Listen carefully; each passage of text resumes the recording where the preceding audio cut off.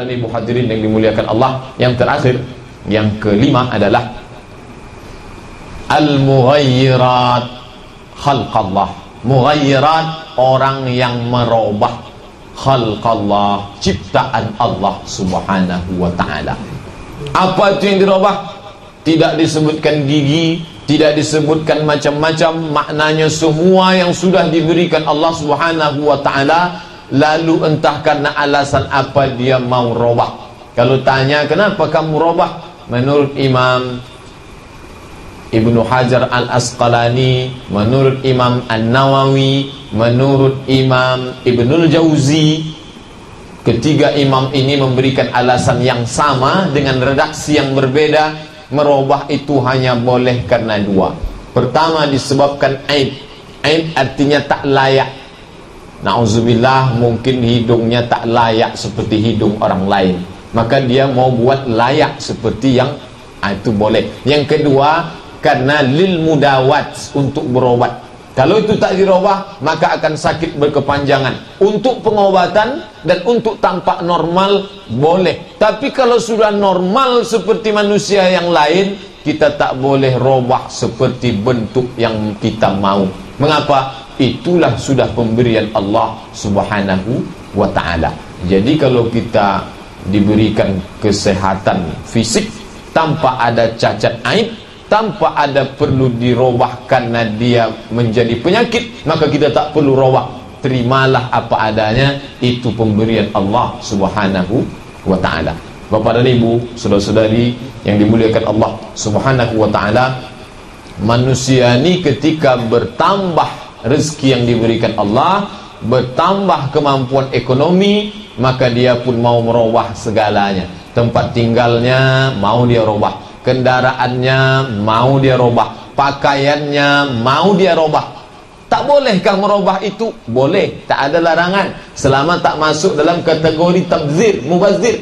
Tapi ketika anggota tubuh mau dirubah, itu salah satu bisikan syaitan. Apa kata Allah Ta'ala menceritakan tentang ucapan iblis, wala amurannahum, aku akan perintahkan mereka.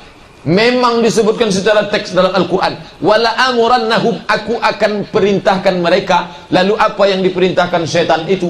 Fala yughayyiranna khalqallah, mereka merubah ciptaan Allah subhanahu wa ta'ala.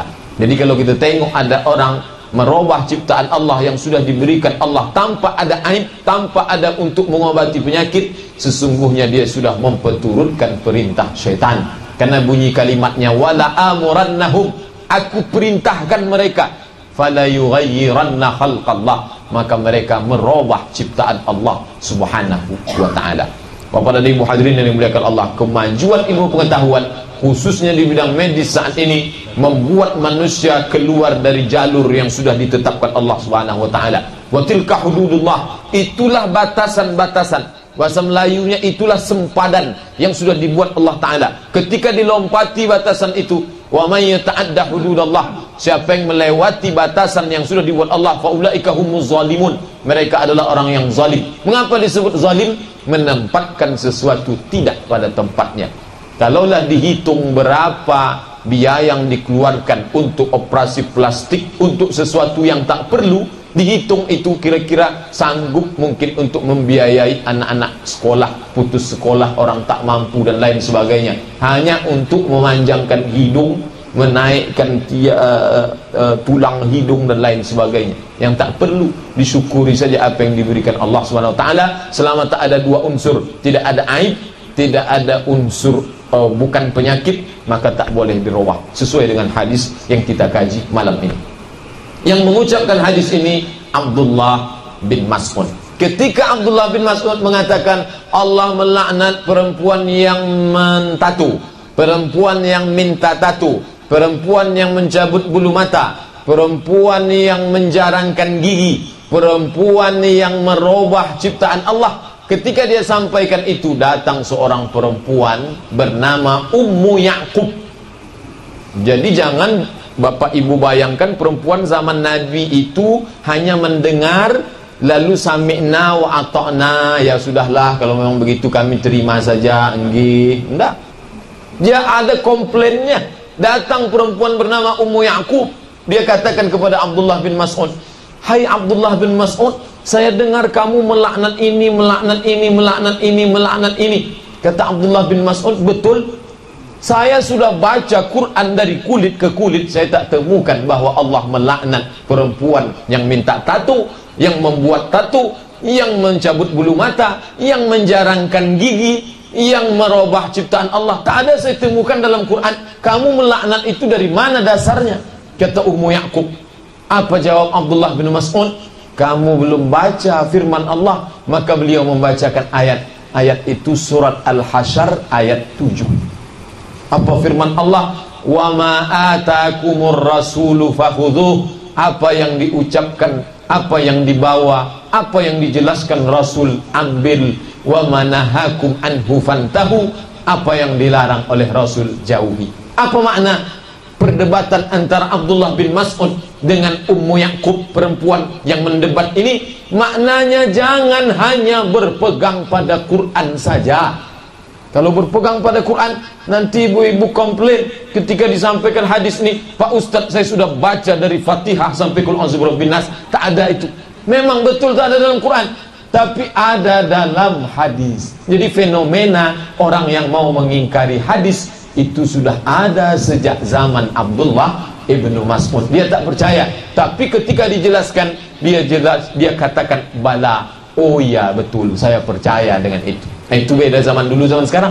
Zaman sekarang kalau dia sudah menolak, diberikan pun penjelasan tetap tak mau terima.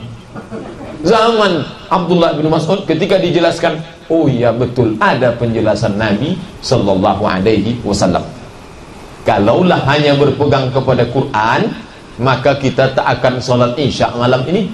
Kenapa? Karena dalam Quran hanya wa aqimus shalah, aqimus shalah wa atuz zakah, dirikanlah salat. Mana ada disebut salat isya?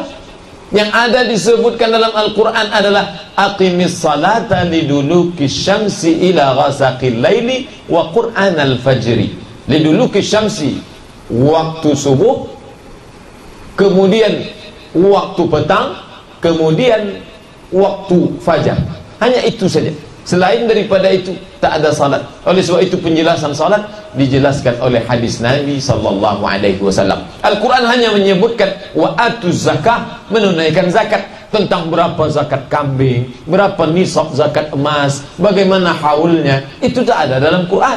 Itu dijelaskan dalam hadis Nabi sallallahu alaihi wasallam. Termasuklah yang kita kaji malam ini. Ketika dikomplain itu Abdullah bin Mas'ud, dia berikan argumentasi surat Al-Hasyr ayat 7. "Wa ma atakumur rasulu fakhudhuh." Yang dijelaskan Nabi lewat sunnahnya, ambil.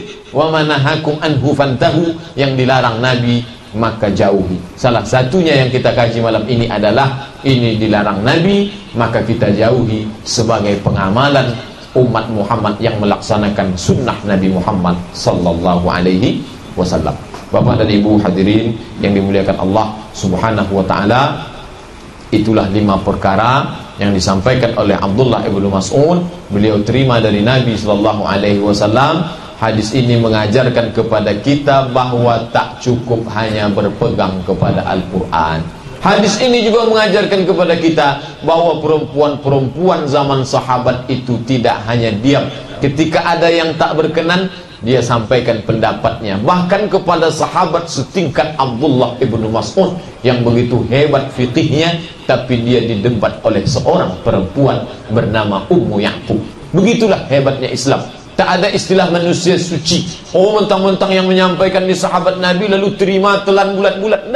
Tak ada doktrin dalam Islam. Semua layak untuk dipertanyakan, untuk diperdebatkan. Karena dalam Islam, qul hatu burhanakum in kuntum shadiqin. Tunjukkan bukti, tunjukkan dalil in kuntum shadiqin, kalau pernyataan kamu itu memang benar. Termasuklah pernyataan yang disampaikan oleh Abdullah ibnu Mas'ud. Kebenarannya dia berdalil dengan firman Allah, wa ma atakumur rasul fakhudhuh. Yang diucapkan Nabi, yang dibawa Nabi, ambil, amalkan. Wa ma nahakum anhu fantahu. Yang dilarang Nabi, jauhi. Itulah yang kita kaji selama ini, hadis-hadis Nabi Muhammad sallallahu alaihi wasallam. Bapak dan Ibu hadirin yang dimuliakan Allah, itulah hadis singkat yang saya sampaikan pada malam hari ini. Yang baik datang dari Allah, yang tak baik dari hamba Allah yang dhaif. Terima kasih atas segala perhatian. Mohon maaf banyak kata-kata tak berkenan di hati sebagaimana biasa.